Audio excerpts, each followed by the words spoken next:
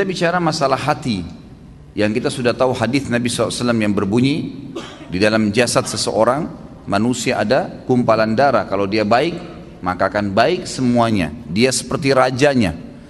Dan kalau dia buruk, maka akan buruk semuanya. Itulah hati seseorang.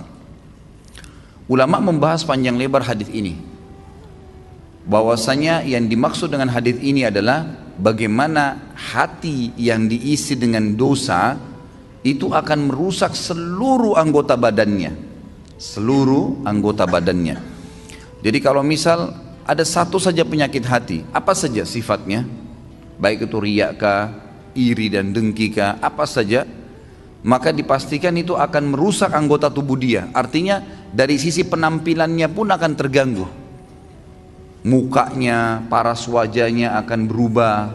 Orang yang biasa iri dan dengki, wajahnya beda dengan orang yang hatinya nggak ada penyakit iri dan dengki. Beda. Memang ada cahaya-cahaya keimanan di situ di wajahnya. Tentu ini bahasanya besar kalau saya ingin bahas juga hubungkan dengan masalah ibadah. Tapi kita cukupkan dengan masalah penyakit hati yang memang dari penyebab anggota tubuh seseorang selalu terjerumus dalam dosa. Efek besar sekali terhadap hati yang diisi dengan kemaksiatan itu akan berpengaruh kepada fisik dia, dari rambut sampai ke kaki. Subhanallah, pada saat ulama hadis dengan pekahnya menjelaskan kenapa Nabi SAW pada saat meninggal, mohon maaf ini kalau teman-teman yang punya uban, gitu kan? Tapi kita bicara tentang Nabi SAW. Nabi SAW waktu meninggal tidak memiliki uban kecuali 3 lembar. Umurnya 63 tahun. Ini mungkin kalau orang cuma baca sepintas, oh Nabi SAW memang tidak ada ubannya. Tidak ada sesuatu yang penting bagi dia kalau dia tidak kaji lebih dalam.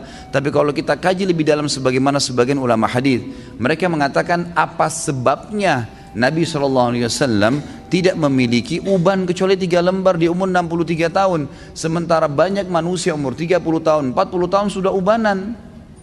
Dan secara ilmiah terbukti uban itu datang karena banyaknya beban pikiran. Kalau tidak, maka ada kesalahan teknis dari penggunaan zat-zat ilmiah di rambutnya. Itu mungkin. Jadi kalau kayak sekarang gonta-ganti sampo mungkin atau apa saja itu juga bisa jadi pemicu. Tapi umumnya orang yang selalu beban pikirannya banyak, apalagi kalau berhubungan dengan penyakit hatinya, iri dan dengki, selalu hasut dengan orang, kok bisa ya dia dapat jabatan, kok bisa ya dia punya mobil, kok bisa ya dia punya istri seperti itu, suami seperti itu ubannya luar biasa tuh. Mohon maaf kalau yang punya uban ya, saya bukan menyinggung, tapi ini sebuah penelitian ilmiah. Kenapa Nabi SAW seperti itu keadaannya, gitu kan? Ternyata ada penelitian yang dihubungkan dengan teknologi sekarang, itu berhubungan sekali. Nabi SAW dikatakan dalam hadis Bukhari oleh Aisyah radhiyallahu anha, Nabi SAW tidak pernah marah kecuali hukum Allah dilanggar. Kalau yang berhubungan dengan urusan dunia, nggak pernah beliau marah. Lebih banyak memaafkan. Sampai ada seorang sahabat datang mengatakannya, Rasulullah, saya punya kebun nih, pegawai saya banyak, sering buat salah. Yang kurma disortir salah sortirannya, yang diturunkan tunda waktunya, mestinya harus panen sekian banyak, ditunda besok dan seterusnya, banyak masalah nih. Berapa kali kami harus maafkan pegawai kami? Apa jawaban Nabi SAW? Maafkan mereka walaupun sampai 70 kali. Bukan keluarkan, pecat. Nabi SAW lebih lari kepada masalah memaafkan. Ternyata orang kalau lebih mendahulukan untuk sudahlah maafin, ya sudah ikhlaskan, semua berhubungan dengan masalah hatinya ini, itu berpengaruh kepada organ tubuh semuanya. Subhanallah, ketegangannya gitu kan, stres, semuanya itu akan hilang karena dia pelongkan. Dan saya sudah bilang ikhwah dan akhwat rahiman rahimakumullah, dalam agama kita kalau ada seseorang berbuat jahat dengan kita, jangan balas kejahatan dengan kejahatan. Enggak boleh orang gunjing kita balas dengan gunjing. Dia dosa, kita dosa. Dia dihukum, kita dihukum. Sementara saya sudah bahasakan sering di pertemuan kita, dosa itu pasti punya efek jera yang besar. Kalau kita mencuri 1.000.000, hukumannya bukan Allah akan ambil 1.000.000 dari kita, tapi Allah akan buat kita masuk rumah sakit dibiayai 100 juta. Efek jerah dari 1 juta yang dicuri. Sejam berbuat zina, Allah bisa menghukum dia dengan sebulan sakit. Mungkin dia sempat menendang seseorang karena dianggap dia punya power, atau seekor kucing yang jalan di jalanan karena menganggap iseng, kucing itu nggak ada apa-apanya, nggak bisa melawan saya, ditendang. Pastikan efek jerahnya, satu waktu dia jalan dengan sepatu bagus, jalanannya bagus, kakinya keseleo, 2 minggu sakit. Efek jerah dosa itu besar, gitu kan? Jadi jangan sampai kita menganggap orang buat dosa itu oke-oke saja. Atau antum pernah punya peluang berbuat dosa, misal satu waktu pernah peluang bisa berzina nih dengan seorang wanita yang antum sangat kagumi, atau seorang akhwat kita punya peluang berzina dengan seorang ikhwah yang dikenal dengan kagumi, lalu kemudian tidak jadi. Syaitan membisikkan kita, coba dulu saya zina aja ya, yang penting saya sudah zina dengan orang yang saya cintai, yang saya sukai, toh saya juga sekarang bisa taubat. Keliru. Karena taubat itu hanya membersihkan kita dari hukuman hari kiamat, tapi di dunia harus ada pembersihan. Tidak bisa tidak. Tidak ada dosa yang tidak punya efek jerah. Mesti ada. Sekecil apapun. Tentu efek jerahnya itu sesuai dengan kadar perbuatan, tapi lebih berat daripada perbuatan dia. Dosa seperti segelas racun. 1 gelas racun ini sebenarnya secara medis bisa diobati dengan susu. Karena susu minuman yang steril, bisa mengobati racun yang masuk dalam tubuh. Tapi pertanyaannya, apakah 1 gelas racun bisa diobati dengan 1 gelas susu? Jawabannya tidak mungkin. Mungkin membutuhkan sampai 1000 gelas susu.